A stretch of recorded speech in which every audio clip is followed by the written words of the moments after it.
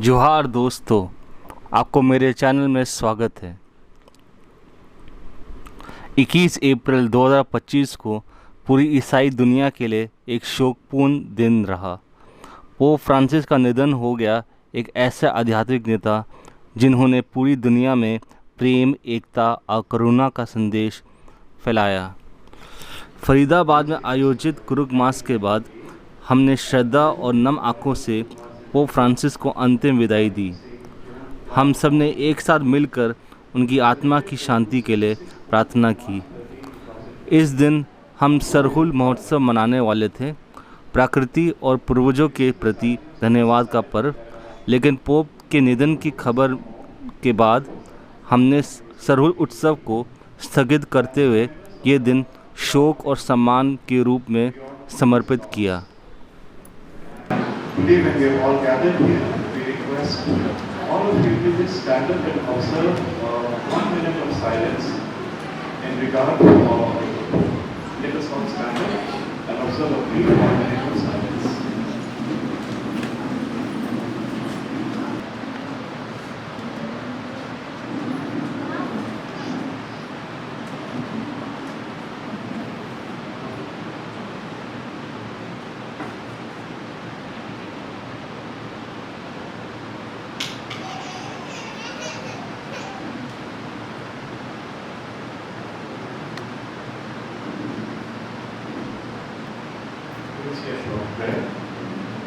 O God, who in your wondrous providence clothes yourself in Pope Francis to preside over your church, grant, we pray that, having served as the vicar of his Son on earth, he may be welcomed by him into eternal glory.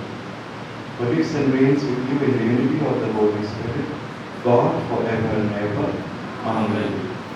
Now I request, I am led by elders, all those who want to pay monthly to our Honorable Pope can come forward and offer some prayer.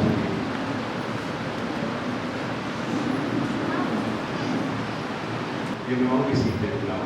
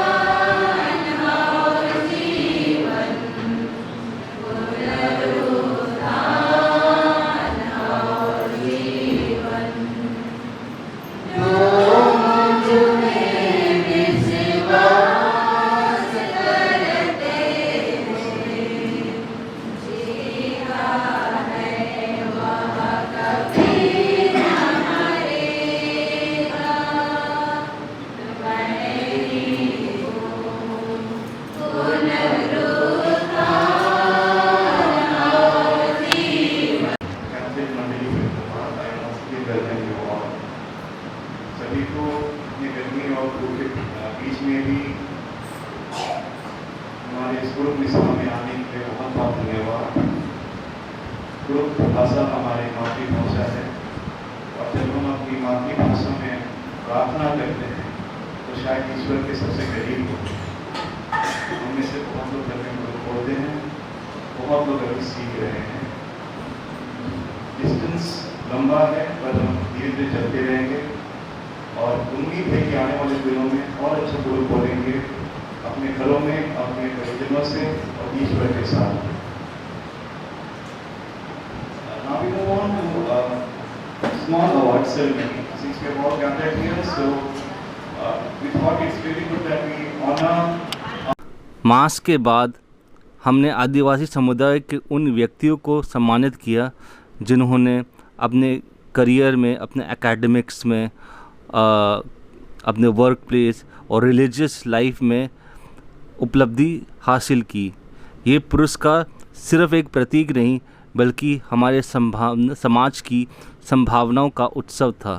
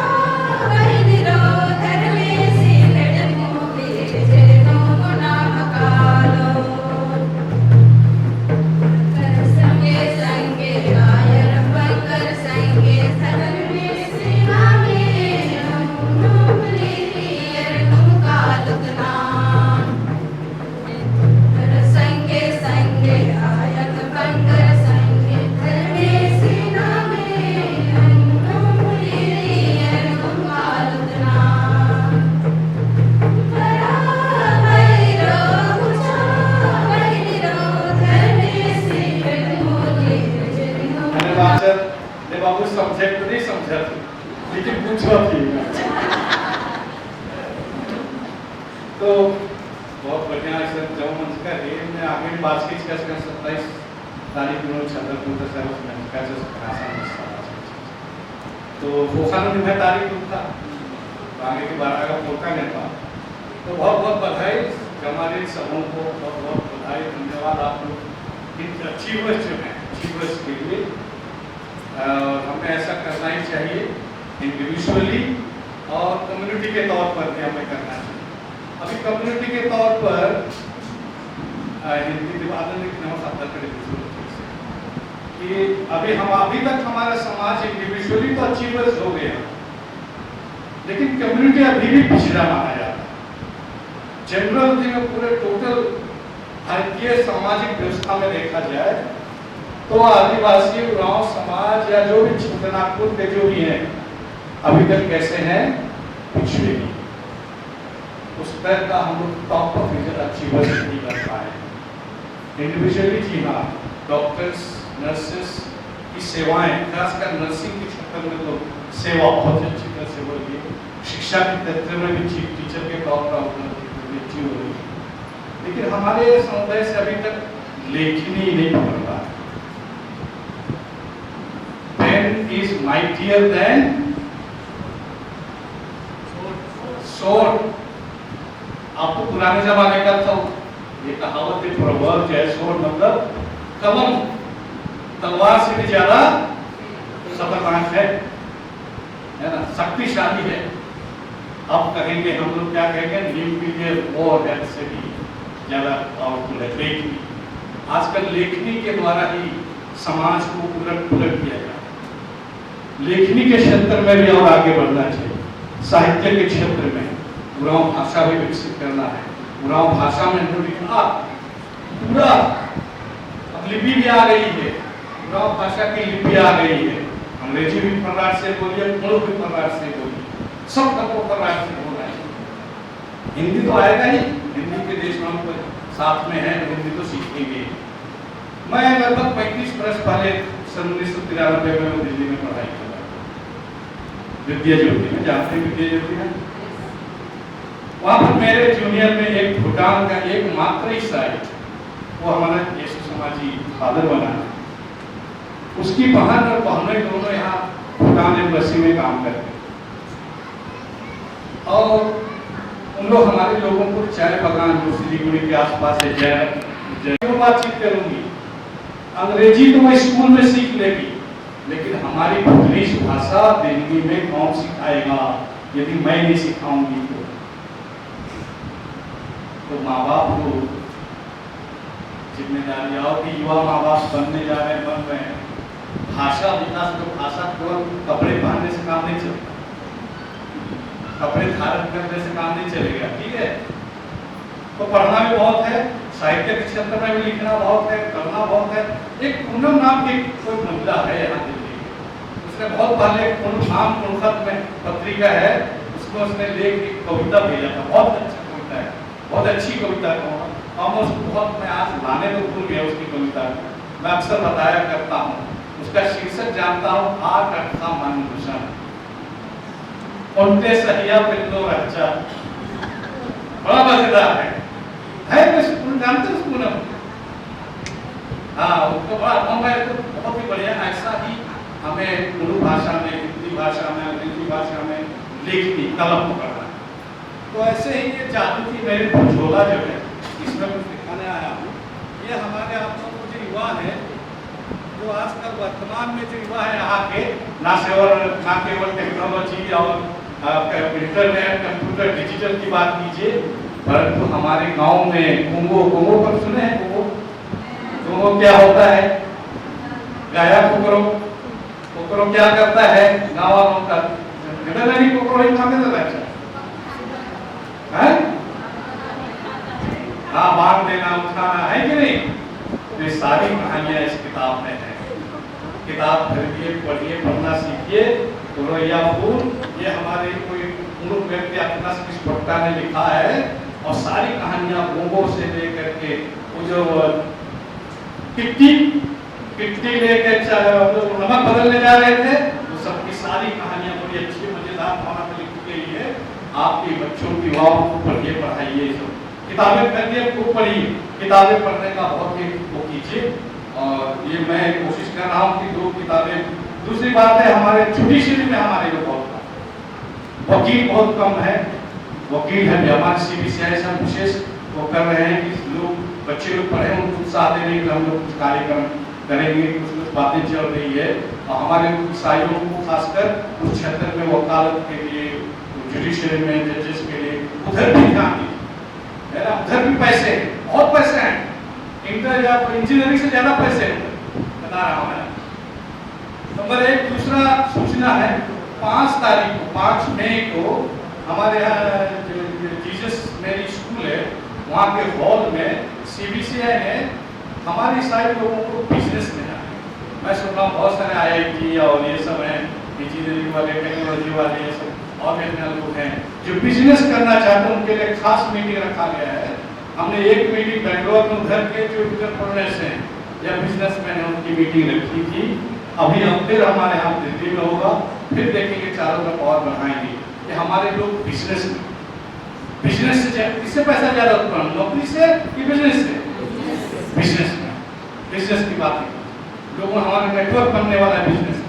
युवाओं से मैं अपेक्षा करता हूँ नौकरी के नौकर बनने के बदले, हमारी एक समय का जमाना था, हमें नौकरी करना जरूरी था, क्योंकि हमारे पास कोई कैपिटल नहीं। पर अब जो आपके पास थोड़ा बहुत है, हम लोग बहुत बड़ा कर सकते हैं हमारे समाज को, तब हमारा समाज आएगा। बिजनेस में आने के लिए विचार कीजिए, बातें कीजिए, सोचिए, मार्गदर्शन देने के लिए बहुत अच्छे युवा, साउथ के जो युवक लोग हैं, ईसाई लोग हैं, वो आगे आएंगे 5 तारीख को। मैं आप लोग का फॉर्म, गूगल फॉर्म उसको भेज दूंगा, मैं दे दूंगा फॉर्म के लिए। वे सबको सर्कुलेट करें, आप रजिस्टर हो जाएं, यूथ यंग लोग और भी माता पिता आप आ जाए, रिटायर्ड वाले भी आ जाए सुनने के लिए, जिससे कि हम अपने समाज को हम बिजनेस में आगे दे सकें। मुझे समय देने के लिए, बोलने के लिए बहुत बहुत धन्यवाद। ये दूसरी बातें मैं बताना चाहता हूँ। थैंक यू सो मच, बहुत बहुत धन्यवाद। और अगर आपको मेरा वीडियो पसंद है तो प्लीज़ लाइक करें, सब्सक्राइब करें और शेयर करें। धन्यवाद।